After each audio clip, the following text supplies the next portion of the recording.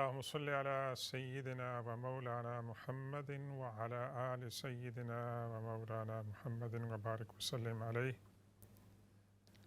اللهم انفعنا بما علمتنا وانفعنا وعلمنا بما ينفعنا ورب زدنا علما. أعوذ بالله من الشيطان الرجيم. بسم الله الرحمن الرحيم. من عمل صالحا من ذكر وأنثى وهو مؤمن فلنحيينهم حياة طيبة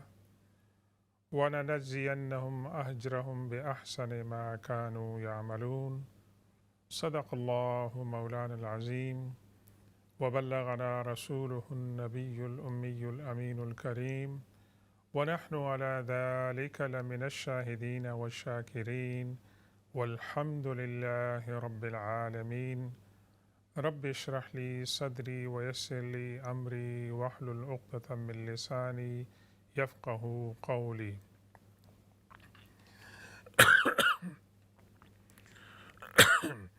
السلام علیکم ورحمۃ اللہ تعالی وبرکاتہ.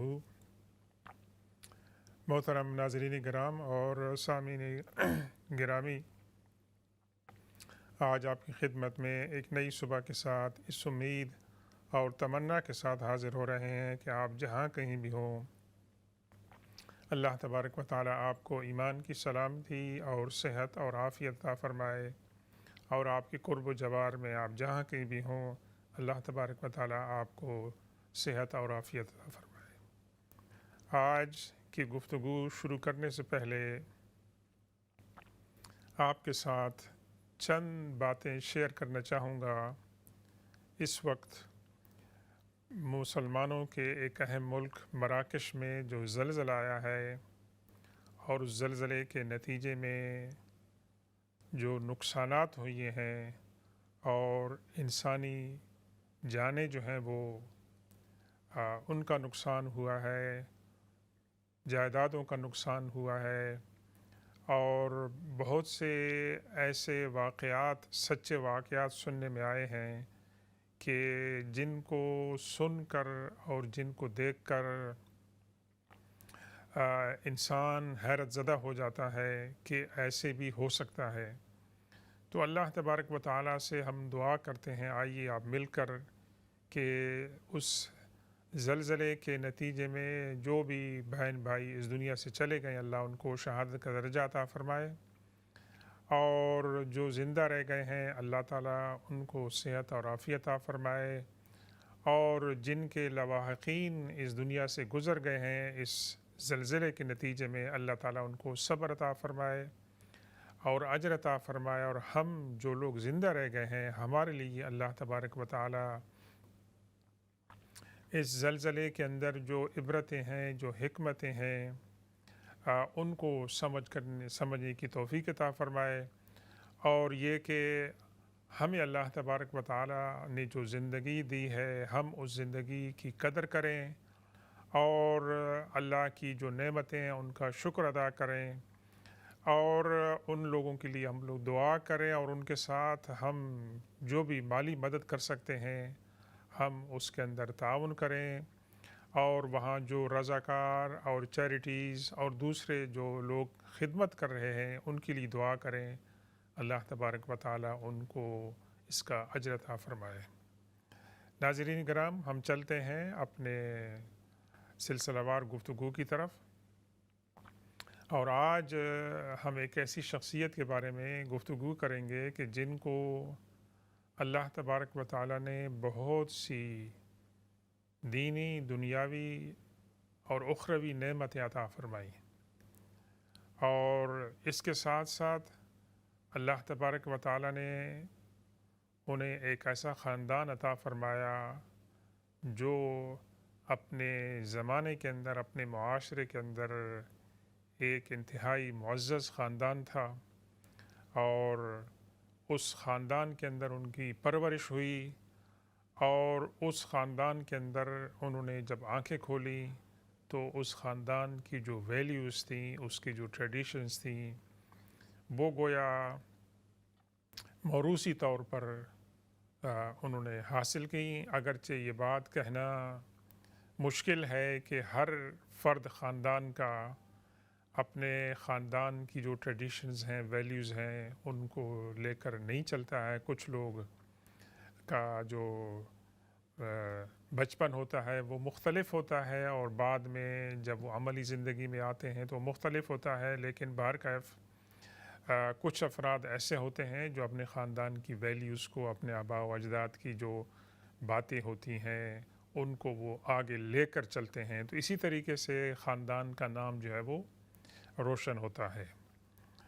اور یہ شخصیت جن کے بارے میں ہم بات کر رہے ہیں، ان کا مقام بہت ہی بلند ہے، اور ان کو اللہ تبارک و تعالی نے اتنا بڑا رتبہ عطا فرمایا کہ یہ ام المومنین کے لقب سے فائز ہوئیں۔ حضور پاک صلی اللہ علیہ وسلم کی صحابیت نہیں بلکہ زوجیت کے شرف سے بھی یہ مشرف ہوئیں، تو یہ شخصیت ہیں ام سلمہ رضی اللہ تعالی عنہا، اور ان کی پیدائش جو ہے وہ حضور پاک صلی اللہ علیہ وسلم کے اعلان نبوت سے تقریباً 17 سال پہلے ہوئی، اور ان کے والد صاحب ابو امیہ تھے، مخزوم قبیلے سے تعلق رکھتی تھیں، اور ان کا پھر نکاح ہوا ابو سلمہ کے ساتھ جو حضور پاک صلی اللہ علیہ وسلم کے رضاعی بھائی تھے، اور حضرت ام سلمہ رضی اللہ تعالی عنہا بھی چونکہ خاندان قریش سے تعلق رکھتی تھیں، تو ایک لحاظ سے اللہ کے رسول صلی اللہ علیہ وسلم کے ساتھ بھی خاندانی لحاظ سے ان کی قربت تھی۔ تو حضور پاک صلی اللہ علیہ وسلم کی نبوت کو دونوں نے قبول کیا، اور شاید ہی یہ منفرد جوڑا ہو کہ دونوں نے آ کر اللہ کے رسول صلی اللہ علیہ وسلم کی بارگاہ میں دار ارقم میں آ کر آپ کی دعوت کو سنا، اور سننے کے بعد وہاں لبیک کہا اور اسلام کو قبول کیا۔ اگرچہ ہم ایسے واقعات سنتے ہیں کہ مکہ کے معاشرے میں بعض اوقات بیٹا مسلمان ہوتا تھا، یا باپ مسلمان ہوتا تھا، یا خاتون مسلمان ہوتی تھی، اور بعد میں دونوں جو ہے مسلمان ہو جاتے تھے، یا دوسرے کو توفیق نہیں ملتی تھی، یا بہت اس میں وقت لگتا تھا، لیکن ان کے درمیان آپس میں اتنا پیار تھا، اتنی ہم آہنگی تھی کہ یہ زندگی کا بہت ہی اہم جو تھا وہ موڑ تھا کہ اللہ کے رسول صلی اللہ علیہ وسلم کی جو دعوت ہے وہ پھیل رہی ہے، تو اس میں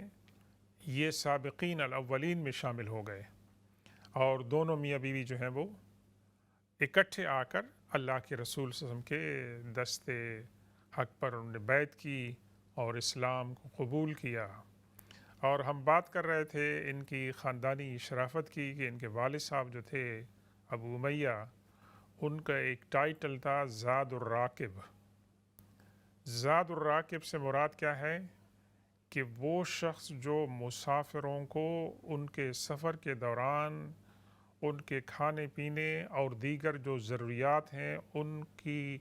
ضروریات کو پورا کرنے والا اور مہیا کرنے والا ہو۔ اور ان کے والد صاحب کا یہ اصرار ہوتا تھا کہ میرے ساتھ جو سفر میں جائے گا اس کو اپنے ساتھ کسی توشے کی، کسی کھانے پینے کی ضرورت کی چیز کو ساتھ لانے کی ضرورت نہیں ہے، وہ اس کی تمام ضروریات کی میں کفالت کروں گا۔ تو ناظرین گرامی، اس خاندان کے اندر حضرت ام سلمہ رضی اللہ تعالی عنہا آنکھیں کھولتی ہیں، یعنی وہ خاندان، وہ گھرانہ کہ جس میں خاندانی شرافت بھی تھی، اور پھر اس کے اندر ناز و نعمت بھی تھا، اور اس پر نور علی نور کہ اللہ تبارک و تعالی نے حضرت ام سلمہ رضی اللہ تعالی عنہا کو خوبصورتی بھی عطا فرمائی تھی، یعنی جسمانی طور پر بھی خوبصورت تھی، اور ان کے پاس شرافت بھی تھی، اور اس کے ساتھ ان کے پاس جو میچورٹی تھی، یعنی ذہانت اور انٹیلیجنس، اور پھر خاندانی شرافت، تو اسلام ان کے لیے سب سے زیادہ سوٹیبل تھا کہ ان کی جو انرجیز ہیں، ان کے جو سکلز ہیں، ان کی جو صلاحیتیں ہیں، وہ اسلام کے اندر استعمال ہوں اور اسلام کی خدمت اور اسلام کے کاز کے اندر جو ہیں وہ اپنی تمام انرجیز کو یوٹیلائز کریں۔ تو گویا اللہ تبارک و تعالیٰ نے ان کے لیے ایک بہترین راستہ منتخب فرمایا،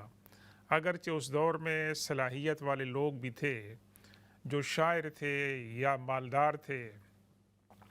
یا بہادر تھے یا خوبصورت تھیں،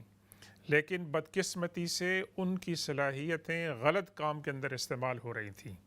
اور غلط کام کیا تھا کہ اللہ کے رسول کے راستے میں رکاوٹیں پیدا کرنا، اللہ کے پیغام سے لوگوں کو دور کرنا، اور اللہ کے پیغام کے خلاف دن رات پروپیگنڈا کرنا۔ تو یہ تو خوش قسمت لوگ تھے جن کو اللہ کے رسول صلی اللہ علیہ وسلم کا سایہ ملا، اور پھر انہوں نے دین کو سیکھنے اور آگے سکھانے کا سلسلہ جو ہے وہ شروع کیا۔ اور کچھ ان کی زندگی کہانی اس طرح بنتی ہے کہ جو ہمیں مماثلت نظر آتی ہے دیگر صحابہ کرام، خاص طور پر مہاجرین مکہ کے بارے میں، کہ ایسا وقت بھی آیا کہ انہیں میاں بیوی کو دونوں کو مل کر حبشہ کی طرف ہجرت کرنی پڑی، اور اس کے اندر بھی اپنے خاندان کے اولین افراد تھے جنہوں نے حبشہ کی طرف ہجرت کی۔ اور یہ بڑی ایک مطلب ہے کہ دردناک کہانی ہے کہ لوگ اپنے خاندان کو، اپنی جائیدادوں کو، اپنی پیدائش کی جگہ کو چھوڑ کر کسی دیار غیر میں جا کر رہیں، صرف اس مقصد کے لیے کہ اپنے دین کو بچانے کے لیے اور قربانیوں کے لیے۔ اور پھر خواتین کے لیے اس زمانے کے اندر سفر جو تھا وہ آسان نہیں تھا، لیکن باہر کا جیسے میں نے عرض کیا کہ دونوں میاں بیوی کے اندر ایک مثالی محبت تھی اور یگانگت تھی اور یکسوئی تھی اور ایک دوسرے کا خیال رکھتے تھے، اس لیے دونوں نے سفر جو ہے وہ وہاں اکٹھا کیا۔ پھر انہیں خبر ملی کہ سیدنا عمر فاروق رضی اللہ تعالیٰ عنہ، حضرت حمزہ رضی اللہ تعالیٰ عنہ مسلمان ہو گئے ہیں اور مسلمانوں کے حالات وہاں پر امپروو ہو گئے ہیں۔ تو دیگر صحابہ کرام کی طرح یہ بھی مکہ واپس تشریف لاتے ہیں، لیکن وہاں جب پہنچتے ہیں تو حالات مایوس کن ہیں، بلکہ پرسیکیوشن جو ہے اور زیادتیاں جو ہیں وہ زیادہ ہو جاتی ہیں۔ تو اب کیا کیا جائے؟ اب اس ماحول میں رہنا ہے، اور اس دوران میں یہ پروجیکٹ بن جاتا ہے کہ مسلمان جو ہے مکہ کی بجائے اب انہوں نے ایک اور ہجرت کا راستہ اختیار کرنا ہے، اور وہ ہے مدینہ طیبہ کی طرف۔ اور مدینہ طیبہ کی طرف مہاجرین مکہ نے ماشاءاللہ بڑے شوق سے انہوں نے ہجرت کی، اور اللہ کے رسول صلی اللہ علیہ وسلم کی ہجرت سے پہلے اللہ کے رسول صلی اللہ علیہ وسلم کے ساتھ، اور کچھ بعد میں بھی جو ہے وہاں پہنچے۔ تو یہی مسئلہ حضرت ام سلمہ رضی اللہ تعالیٰ عنہ اور ان کے شوہر ابو سلمہ رضی اللہ تعالیٰ عنہ اور ان کے چھوٹے صاحبزادے حضرت سلمہ رضی اللہ تعالیٰ عنہ کو بھی پیش آیا۔ انہوں نے پلان بنایا۔ حضرت ابو سلمہ رضی اللہ تعالیٰ عنہ نے اپنی اونٹنی تیار کی اور اس کے اندر اپنی بیوی کو، اپنے بچے کو بٹھایا، اور خود بھی بیٹھ کے اپنے گھر سے مکہ سے نکلنے لگتے ہیں کہ اب مدینے کی طرف جانا ہے۔ تو راستے میں ان کے خاندان کے افراد بنو مغیرہ والے وہ آ جاتے ہیں، اور وہ ان کو پکڑ لیتے ہیں، اور وہ کہتے ہیں کہ آپ تو اپنا دین بچانے کے لیے جا رہے ہیں، آپ کی ذات کے اوپر تو ہمیں کنٹرول نہیں ہے، آپ تو جا سکتے ہیں، لیکن یہ عورت ہمارے خاندان سے تعلق رکھتی ہے، آپ کو کوئی حق نہیں ہے کہ یہ عورت اپنے ساتھ آپ لے کے جائیں۔ اب یہاں حضرت ابو سلمہ رضی اللہ تعالیٰ عنہ لڑائی کرتے، کھینچا تانی کرتے، کیا کرتے؟ ایک ایسی صورتحال میں ان ایکسپیکٹڈ صورتحال میں وہ پھنس گئے کہ کیا کریں. رک جاتے ہیں تو وہاں رکنے میں بھی اور بہت سے چیلنجز ہیں، اور اگر جاتے ہیں تو صرف اکیلے جائیں گے، اپنا ایمان اور اپنی جان بچا کر لے کے جائیں گے. تو حضرت ام سلمہ رضی اللہ تعالیٰ عنہ کو ان کے خاندان والے روک لیتے ہیں زبردستی حضرت ابو سلمہ رضی اللہ تعالیٰ عنہ سے. دیکھیں صرف مسئلہ کیا تھا کہ ان کے ایمان اور اسلام کا مسئلہ تھا، اور یہاں بہت بڑی قربانی کا مسئلہ تھا، اور اس کے اندر ہمارے لیے بہت سی عبرتیں ہیں، بہت سی حکمتیں اور درس ہیں کہ حضرت ابو سلمہ رضی اللہ تعالیٰ عنہ ڈیسائیڈ کرتے ہیں کہ کم از کم میں تو اپنا ایمان اپنی جان لے کر نکلوں، اور وہ تنہا مدینے کی طرف نکلنے لگتے ہیں کہ دوسری طرف بنو اسد جو ہیں، جو ابو سلمہ رضی اللہ تعالیٰ عنہ کے خاندان کے لوگ تھے، وہ آ کر کھڑے ہو جاتے ہیں. ایک طرف بنو مغیرہ نے حضرت ام سلمہ رضی اللہ تعالیٰ عنہ کو لے لیا کہ وہ ہماری خاندان کی عورت ہے، اور ادھر بنو اسد جو ہیں، جو حضرت ابو سلمہ رضی اللہ تعالیٰ عنہ کے خاندان کے لوگ ہیں، وہ بھی آ جاتے ہیں کہ تم تو جا سکتے ہو، لیکن یہ جو بیٹا ہے یہ ہمارے خاندان کا ہے، اسے ہم تمہارے ساتھ نہیں جانے دیں گے. یہ بھی اب بہت بڑی مشکل صورتحال بن جاتی ہے. تو ابو سلمہ رضی اللہ تعالیٰ عنہ کو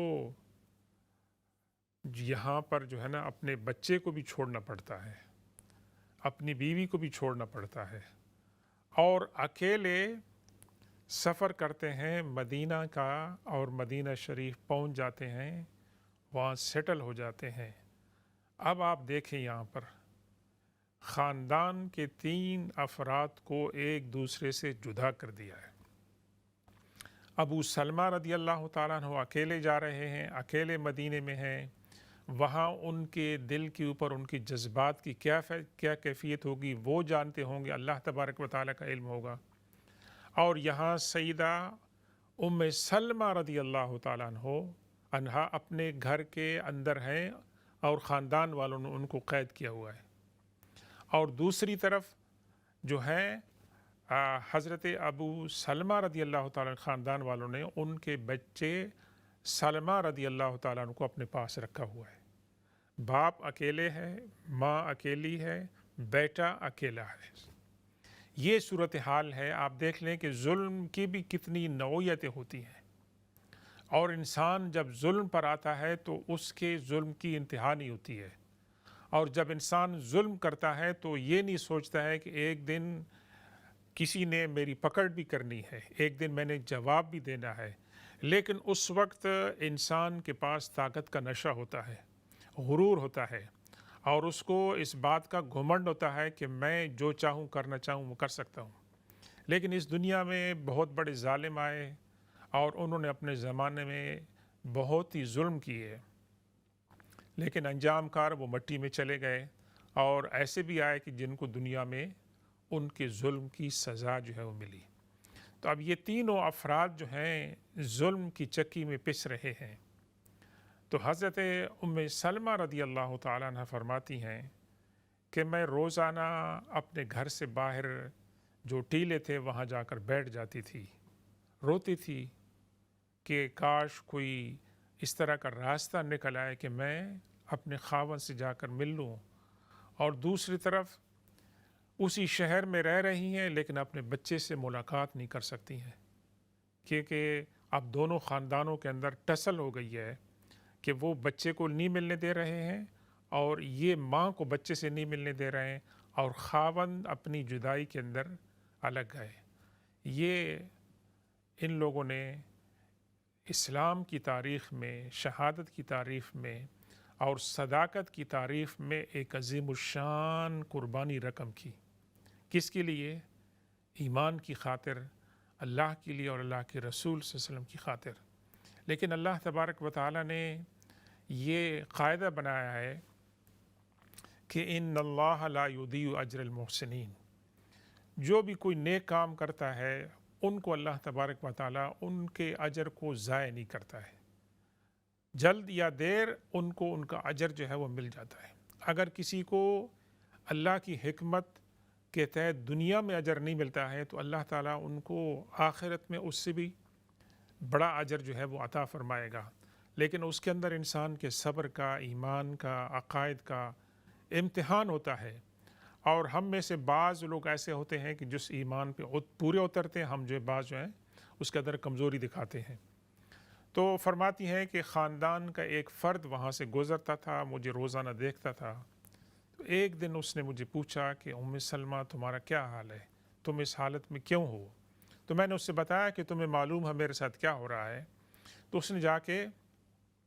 اپنے خاندان کو جا کے بتایا، بنو مغیرہ کو، کہ بھئی یہ اچھی بات نہیں ہے، تم نے خاتون کو قید میں رکھا ہوا ہے، اس کا خاوند وہاں پر ہے، بچہ یہاں پر ہے، یہ تو اچھی بات نہیں ہے، تمہیں ایسے نہیں کرنی چاہیے۔ اور اس نے جس لجاجت کے ساتھ، جس امپریسو انداز میں اس نے مقدمہ پیش کیا، انہوں نے کہا، ان کو محسوس ہوا کہ ہاں ہم سے زیادتی ہوئی ہے، ایسے نہیں کرنا چاہیے۔ انہوں نے حضرت ام سلمہ رضی اللہ تعالیٰ عنہ کو اجازت دے دی کہ آپ جا سکتی ہیں، اپنے شوہر سے جا کر ان کو جوائن کریں مدینہ میں۔ اور اسی طریقے سے اللہ تبارک و تعالیٰ نے بنو جو اسد تھے ان کے دل میں بھی رحم ڈال دیا کہ انہوں نے بھی، ان کو بھی کسی نے مطلب ہے کہ ملامت کی، تو انہوں نے بھی کہا کہ بچہ جو سلمہ رضی اللہ تعالیٰ عنہ ہے اس کو بھی ہم نے ماں کے ساتھ ملا دیں، تاکہ یہ دونوں ماں بیٹا اپنے باپ کے ساتھ جا کر مل جائیں۔ اب کیا مسئلہ تھا؟ حضرت ام سلمہ رضی اللہ تعالیٰ عنہ ایک بہادر باپ کی بیٹی تھی اور نہایت ہی غیرت مند، نہایت انٹیلیجنٹ اور بہادر خاتون تھیں، جن کے واقعات جہاد کے اندر، غزوات کے اندر ہم پڑھتے ہیں، انشاءاللہ آپ کے ساتھ شیئر کریں گے۔ تو یہ تنہا اونٹ لے کر یہ تیار ہوتی ہیں اور فرماتی ہیں کہ مکہ شریف کے ایک جگہ ہے تنعیم، میں جب وہاں پہنچتی ہوں تو ایک صاحب، ان کا نام تھا عثمان بن طلحہ رضی اللہ تعالیٰ عنہ، جن کا بعد میں اللہ تعالیٰ نے ان کو بہت بڑا اعزاز عطا فرمایا، تو ان کے ساتھ ان کی جو ہے وہ بات چیت ہوئی اور انہوں نے یہ کہا کہ آپ کو اکیلے سفر نہیں کرنا چاہیے، آپ کو پتہ ہے ہم لوگ جاتے ہیں مکہ اور مدینہ کے درمیان کتنا کلومیٹر کا راستہ ہے، آج کل تو آپ بائی کار 6-7 گھنٹے میں پہنچتے ہیں، لیکن ان دنوں میں تو 8-10 دن لگتے تھے کم از کم، اور ان دنوں مواصلات کا، کمیونیکیشن کا یہ نظام نہیں تھا۔ تو بہرکیف حضرت عثمان بن طلحہ رضی اللہ تعالیٰ عنہ جو ابھی مسلمان نہیں ہوئے تھے، وہ اس خاتون کو اکیلے دیکھ کر اپنے بچے کے ساتھ یہ ذمہ داری اٹھاتے ہیں کہ میں آپ کو مکہ سے مدینہ پہنچاؤں گا۔ تو ناظرین گرامی، یہ جو خوبصورت واقعات ہیں حضرت ام سلمہ رضی اللہ تعالیٰ عنہ کے زندگی کے فضائل اور مناقب ہیں، انشاءاللہ ہم ان کو جاری رکھیں گے۔ ہم تھوڑی دیر میں ہم وقفے کی طرف جائیں گے، اور وقفے کے بعد جب ہم حاضر ہوں گے تو اس میں آپ کے جو سوالات ہوں گے انشاءاللہ ان پر بھی ہم بات کریں گے، جواب دینے کی۔ تو آپ ہمارے ساتھ رہیے، اور یہ جو ذکر خیر ہے حضرت ام سلمہ رضی اللہ تعالیٰ عنہ کا، اس کے اندر بہت سی حکمتیں ہیں، تو آپ ہمارے ساتھ رہیں وقفے کے بعد بھی، اور انشاءاللہ ہم مزید مناقب فضائل بیان کریں گے۔ السلام علیکم ورحمۃ اللہ تعالیٰ وبرکاتہ۔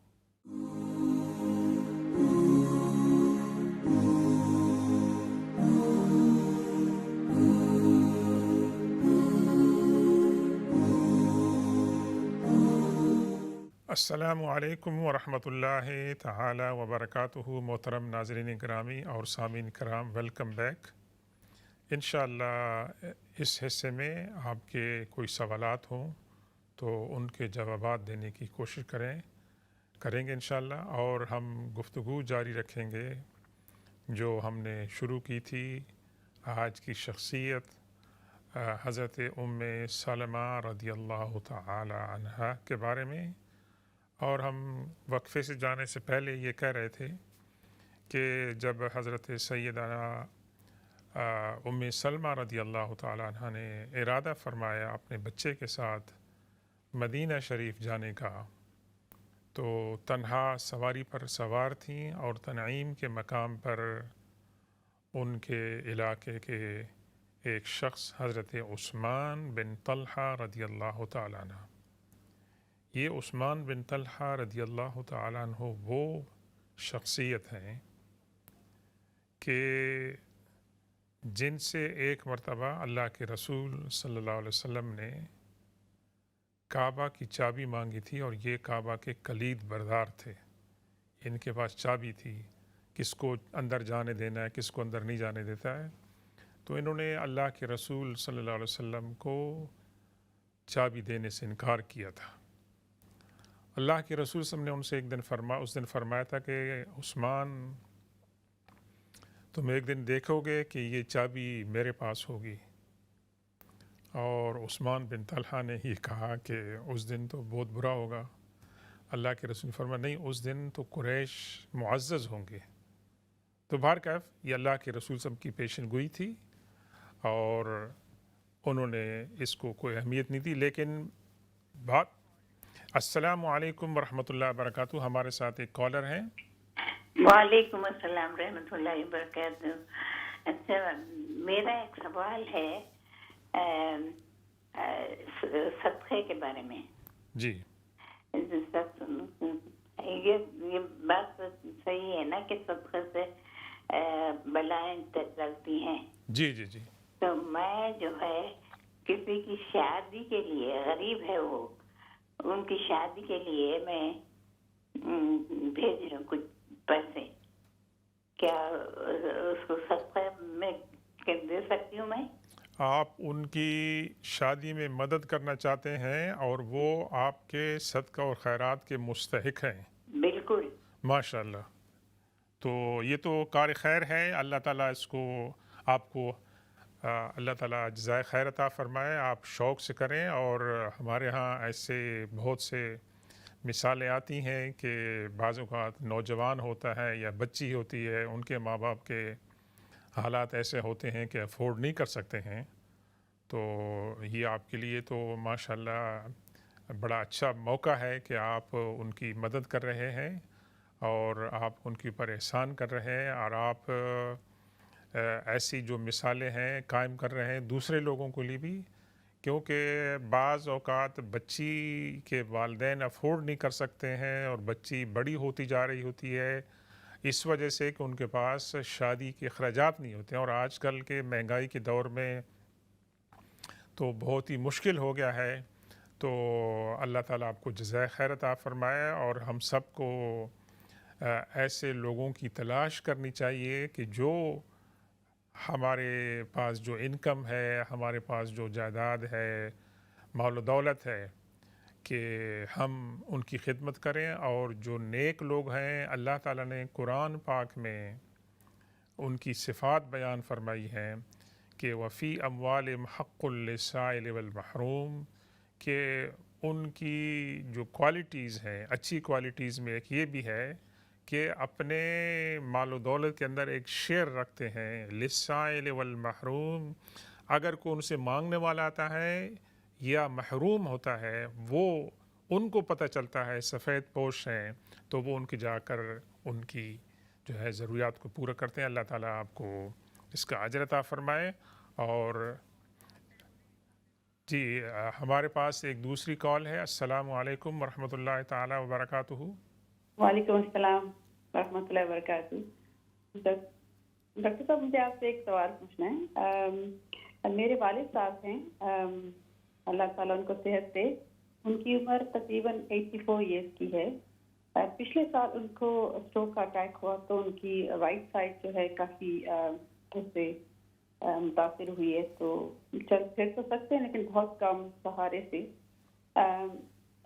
تو ابھی ان کو स्पीच भी बहुत उनकी ख़राब है, स्लर्ड स्पीच है, तो हमें समझ में नहीं आता अगर वो कुछ कहते हैं तो। मेरा से बस ये सवाल है कि पिछले साल से उनको स्ट्रोक हुआ है तो वो कोई भी नमाज अदा नहीं कर पा रहे। हमने बहुत ट्राई की कि उनको सुनाए नमाज वो या पढ़ें, तो वो हम उनसे पूछते हैं आपको कुछ याद है, तो कहते हैं नहीं। हम चाहते हैं कि वो पढ़ें तो वो पढ़ भी नहीं सकते। तो अब उनका इन नमाजों का क्या करें? इनका फिदिया देना है हमें,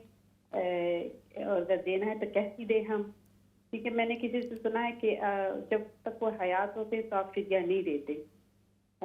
तो अब ये सब मुझे काफ़ी कंफ्यूजन है, तो आप इसमें कुछ हमें रहनुमाई करा दें इस बात से। शुक्रिया, मैं अर्ज़ करता हूँ जनाब। एक बात तो ये है कि आपके वालिद साहब को अल्लाह ताला सेहत अता फरमाया, और आप उनकी जो खिदमत कर रहे हैं इस वक्त, ये आपके लिए बहुत ही सुनहरा मौका है उनकी खिदमत का, उनकी दुआओं का, और उनकी जो बरकतें हैं वो आपको अल्लाह ताला अता फरमाए, क्योंकि मुश्किल घड़ी है। जहाँ तक कि आपके वालिद साहब की बीमारी का ताल्लुक़ है, अगर आपके वालिद साहब इस काबिल नहीं हैं कि वो ज़ुबान से, यानी उनकी मेमोरी अगर चली गई है, तो फिर तो वो एक माजूर इंसान की सूरत में है कि अगर वो दूसरी बातें भी वो नहीं कर सकते हैं। मिसाल के तौर पर अगर आपसे वो खाना मांगते हैं तो वो किस अंदाज़ में आपसे बात करते हैं, क्या वो आपको लिख के बताते हैं, इशारों में बताते हैं, जिस तरीके से बताते हैं, तो ये जो उनकी कैफ़ियत है ये काबिल रहम है, और हमसे ज़्यादा इस कैफ़ियत का इदराक अल्लाह तबारक व तआला को है। और अल्लाह ताला फरमाते हैं ला युकल्लिफुल्लाहु नफ्सन इल्ला वुस्अहा। अल्लाह ताला किसी रूह को, किसी जान को, उसके ऊपर तकलीफ़ को इम्पोज़ नहीं करते हैं, लेकिन उसके मुताबिक कि जो उस रूह की जो कैपेसिटी होती है उसके मुताबिक होती है, उससे ज़्यादा नहीं करते हैं। तो उलमाए कराम इस आयत का तर्जुमा मफ़हूम ये करते हैं कि इससे मुराद शरई जो ज़िम्मेदारियाँ हैं वो हैं। और हमारी शरीयत के अंदर, हमारी फ़िक़्ह के अंदर ये एक मसला है कि अगर एक इंसान के ऊपर 24 घंटे इस हाल में गुज़र जाएं कि उसको पता ना हो कि क्या है, दिन है या रात है, और टाइम क्या है, और वो ज़हनी तौर पर बिल्कुल इस काबिल ना हो कि वो कुछ न कर सके, तो वो शरई तौर पर माजूर समझा जाता है, यानी वो नमाज रोज़े का मुकल्लफ नहीं होता है। लेकिन अगर इंसान के अंदर थोड़ा बहुत भी शऊर हो, तो उसको पता हो कि अभी फजर का वक्त हो गया, या उसको कोई बता दे, और तो उस सूरत में उनके लिए ये है कि अगर वो वज़ू नहीं कर सकते हैं तो उनको तयम्मुम करा दिया जाए, और फिर उनके लिए है कि भी फ़र्ज़ नमाज जितना भी वो पढ़ सकते हैं इशारों के ज़रिए, कम से कम ये कि भी वो हाथ बांध लें, रुकू कर लें, सजदा कर लें, तो उनकी मिसाल उस नौ मुस्लिम की होती है कि जिसने नया नया इस्लाम कबूल किया है, और उनके लिए अभी नमाज को सीखने में वक्त लगता है। तो क्या हम क्या कहेंगे जी, नौ मुस्लिम जो साहब हैं या साहिबा हैं, उनको एक हफ़्ता, 10 दिन, 15 दिन लगेंगे, पहले तो अरबिक का टेक्स्ट याद करेंगे, फिर वो नमाज को पढ़ना शुरू करेंगे? नहीं। जिसने भी इस्लाम नया नया कबूल किया है उनके ऊपर उसी वक्त इस्लाम के अहकामात फ़र्ज़ हो जाते हैं, जिसके अंदर नमाज भी है। तो नमाज को वो नौ मुस्लिम जो साहिब हैं, साहिबा हैं, उन्होंने उसके अंदर अल्हम्दुलिल्लाह कह सकते हैं, अल्लाहु अकबर कह सकते हैं, सुबहान अल्लाह, ये जो बेसिक अल्फाज हैं ये कहें, और इसके अलावा जो नमाज के जो एक्शंस हैं वो अदा करते रहें, और साथ साथ नमाज को सीखते रहें। तो अगर आपके वालिद गिरामी जो हैं वो इस पोजीशन में हैं कि वो उनको बताया जाए कि अभी फ़जर की नमाज का वक्त है, इसकी 2 रकातें सुन्नत हैं, 2 रकात फ़र्ज़ हैं, और इसके अंदर अगर वो अल्फाज नहीं अदा कर सकते हैं, उनकी मेमोरी चली गई है, लेकिन अगर उनको पता है कि अरकान क्या हैं, तो वो ارکان کو ادا کر سکتے ہیں اور وہ اللہ تعالیٰ قبول فرمائے گا۔ اور اگر ان کو ان کے پاس اس بات کا بھی احساس چلا جائے کہ ان کو میموری بھی چلی گئی ہے، ان کو اس بات کا بھی پتہ نہ چلے کہ ارکان بھی ادا کر سکتے ہیں، اور کسی چیز کا ان کو نہیں پتہ ہو اور فلی وہ ڈیپینڈنٹ ہو ہر چیز کے معاملے میں، تو وہ معذور کی کیفیت میں ہوں گے، اور اللہ تبارک و تعالیٰ ان کی جو اس کیفیت کو جانتا ہے وہ ان کو معاف فرمائے گا۔ لیکن اگر آپ چاہیں تو ان کے لیے آپ فدیہ دے سکتے ہیں ایک نماز کا، اور ایک نماز کا فدیہ جو ہے تقریباً وہ ہے ہم جو فطرانہ ادا کرتے ہیں اس کے لحاظ سے ہے، تو وہ آپ ان کے بہاف پر جو ہے ادا کر سکتے ہیں۔ اور باقی آپ ان کے لیے دعا کریں کہ اللہ تعالیٰ ان کو صحت عطا فرمائے، اور اس کیفیت میں جو ہے اللہ تبارک و تعالیٰ ان کا جو ہے وہ خیال رکھے۔ شکریہ۔ تو ناظرین کرام، ہم بات کر رہے تھے حضرت ام سلمہ رضی اللہ تعالیٰ عنہ کے سفر مدینہ کی، کہ عثمان بن طلحہ رضی اللہ تعالیٰ عنہ جن کے بارے میں بتایا گیا کہ وہ کعبہ شریف کے کلید بردار تھے، اور اللہ کے رسول صلی اللہ علیہ وسلم کے ساتھ ان کا جو انکاؤنٹر ہوا تھا وہ ان پلیزنٹ تھا۔ تو یہ عثمان بن طلحہ رضی اللہ تعالیٰ عنہ ابھی مسلمان نہیں ہوئی تھی، لیکن دیکھیں بعض اوقات معاشرے کے اندر اچھی باتیں کم ہوتی ہیں اور دوسری باتیں زیادہ ہوتی ہیں، لیکن ایسی بات نہیں ہوتی ہے کہ معاشرے سے انسانیت بالکل ہی ختم ہو جائے۔ اللہ نہ کرے کہ ہماری زندگی میں کوئی ایسا دور آئے کہ ہم ایسے معاشرے میں رہیں کہ جہاں کوئی بھی اچھی بات نہ ہو۔ تو اس معاشرے میں جہاں ظلم تھا، ستم تھا، اللہ کے دین کی مخالفت تھی، پرسیکیوشن تھا، اور دوسری باتیں تھیں جو کہ اچھی نہیں تھیں، اس کے اندر یہ صاحب عثمان بن طلحہ یہ ذمہ داری اٹھاتے ہیں، اور ان کی غیرت جاگتی ہے کہ ایک خاتون کو مکہ سے مدینہ اکیلے سفر نہیں کرنا چاہیے، کیونکہ سفر کے اندر خطرات ہوتے ہیں۔ تو وہ ان کے اونٹ کی نکیل پکڑتے ہیں، اور حضرت ام سلمہ رضی اللہ تعالی عنہ اپنے بچے کے ساتھ اونٹ پر بیٹھتی ہیں، اور یہ 8-10 دن کا سفر، مشکل سفر جو ہے اس شخص کے ساتھ کرتی ہیں ویسے، اور اس کے اندر بہت سی عبرتیں ہیں ویسے، کہ یہ جہاں اونٹ کو بٹھانا ہوتا تھا اونٹ کو بٹھاتے تھے، خود جا کے درخت کے نیچے بیٹھ جاتے تھے، ان کو جو آرام کرنا ہوتا تھا یہ آرام کرتے تھے۔ اور اسی طریقے سے حضرت ام سلمہ رضی اللہ تعالیٰ عنہ فرماتی ہیں کہ ہمارا مدینے تک سفر جو ہے وہ جاری رہا، اور مدینے کے پاس قریب جب پہنچتے ہیں تو انہوں نے کہا کہ یہ بستی ہے، اس بستی کے اندر تمہارا خاوند ہے، اور واپس پھر اسی راستے سے آ جاتے ہیں۔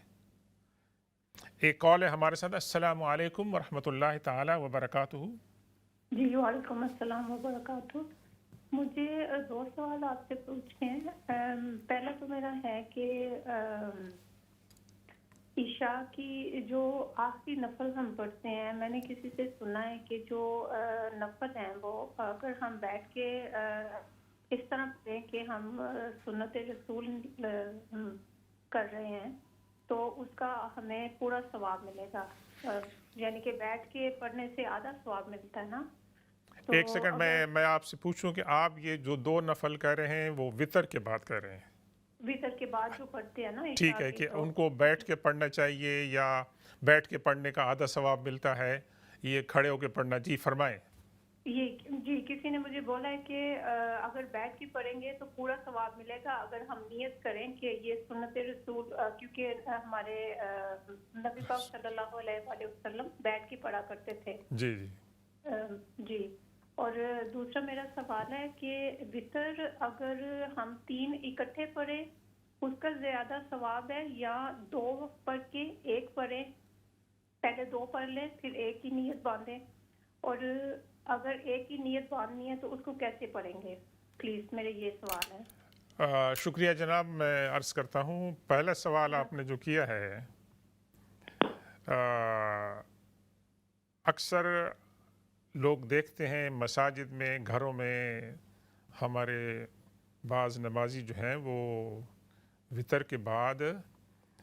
2 رکعت جو ہیں وہ بیٹھ کر پڑھتے ہیں، اور ہمیں یہ مسئلہ معلوم ہے کہ جو نوافل کھڑے ہو کر پڑھے جاتے ہیں ان کا فل ثواب ملتا ہے، اور جو نوافل بیٹھ کر پڑھے جاتے ہیں وہ ان کا آدھا ثواب ملتا ہے۔ تو سوال یہ ہے کہ اگر یہ مسئلہ ہے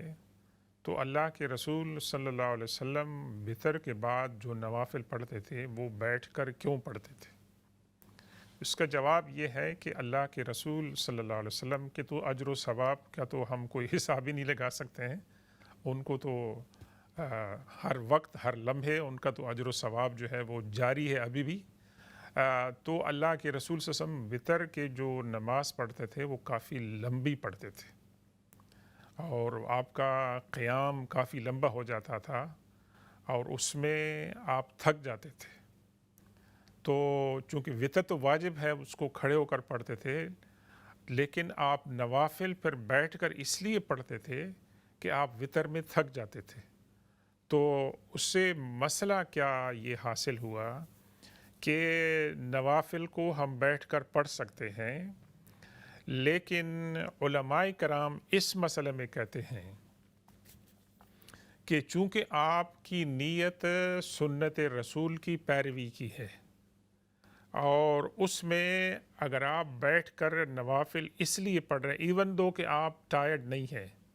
ہمارے وطر کے اندر کتنی دیر لگتی ہوگی؟ اللہ کے رسول صلی اللہ علیہ وسلم کے وطر جو تھے اس کے اندر تو بہت دیر لگتی تھی، آپ کو بہت پڑھنا، تلاوت کرنا، آپ کا قیام لمبا، رکوع، سجود، اور پھر اس کے اندر اللہ کے رسول صلی اللہ علیہ وسلم کی نماز کے بارے میں تو حضرت عائشہ رضی اللہ تعالیٰ عنہ نے اس کے فضائل بیان کیے ہیں کہ کس طرح کی نماز ہوتی تھی۔ تو اللہ کے رسول صلی اللہ علیہ وسلم ایون دو کہ آپ تھک جانے کے بعد 2 رکعت نفل بیٹھ کر پڑھتے تھے،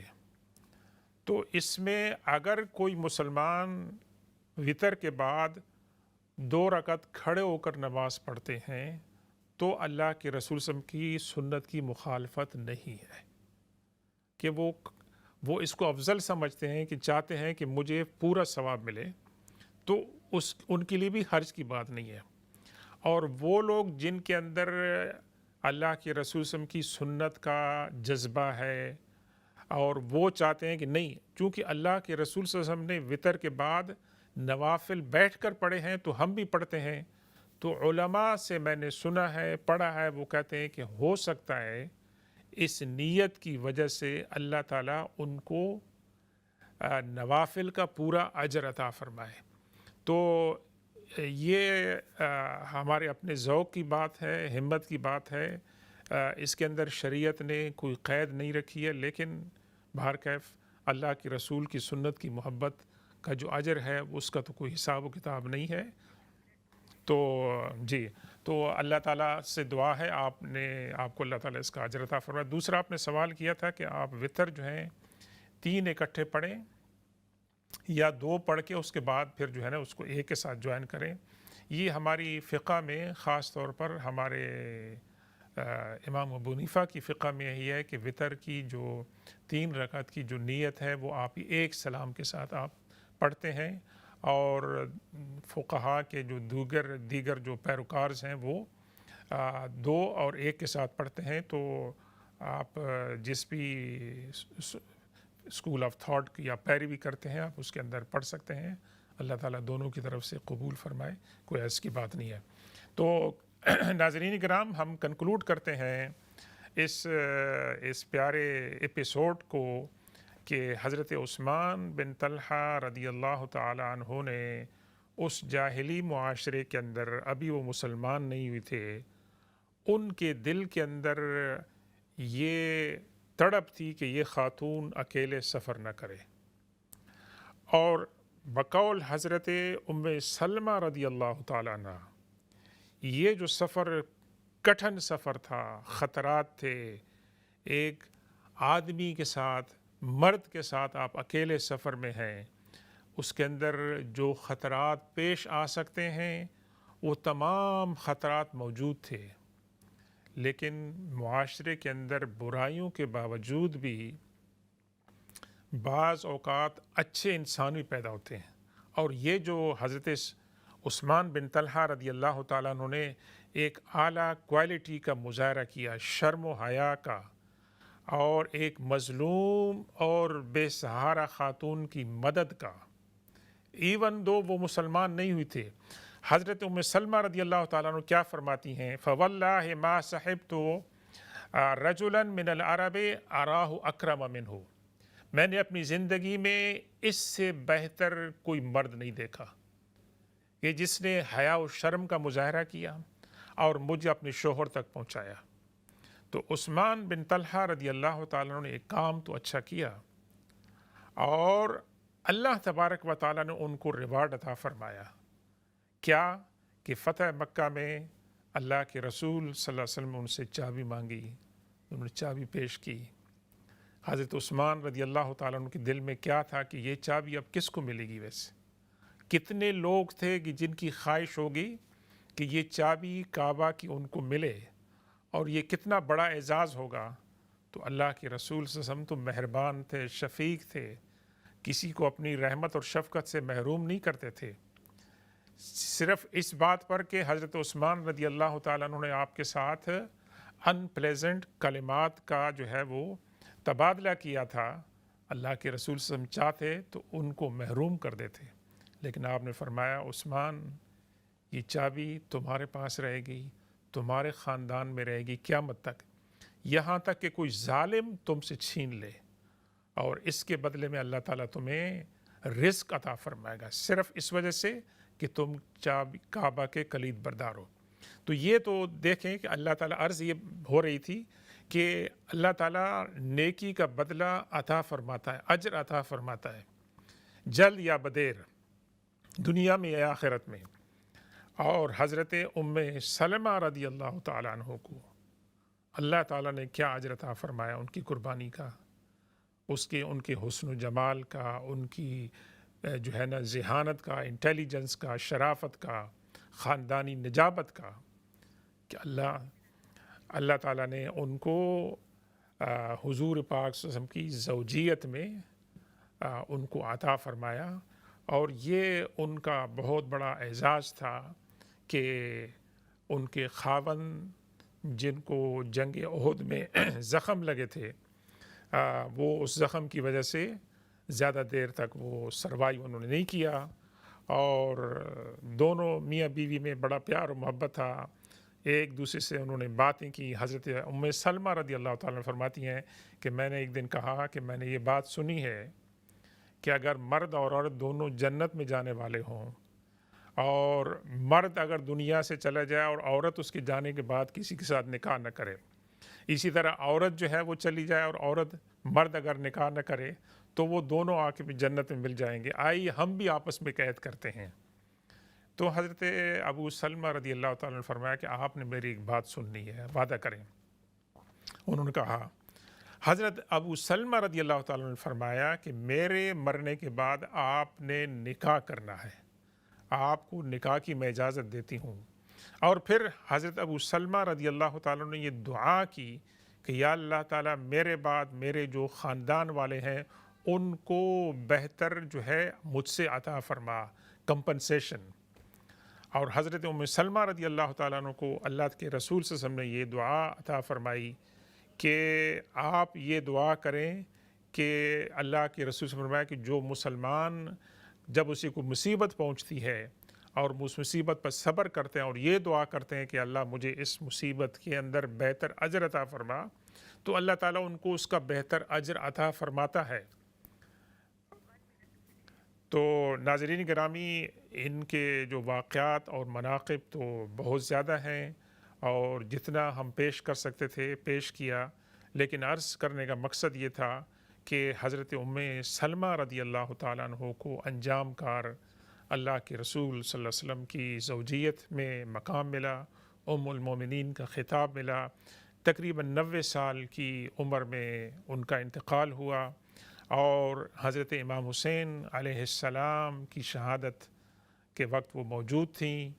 اللہ کے رسول صلی اللہ علیہ وسلم کو خواب میں آیا پراگندہ حال میں اور بتایا کہ میں اس وقت حضرت حسین کی شہادت سے آیا ہوں۔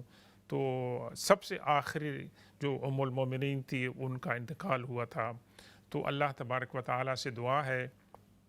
کہ آج ہم نے حضرت ام سلمہ رضی اللہ تعالیٰ عنہ کی جو فضائل مناقب بیان کی ہیں، اللہ تعالیٰ ان کو قبول فرمائے، ان کو سمجھنے اور ان پر عمل کرنے کی توفیق عطا فرمائے۔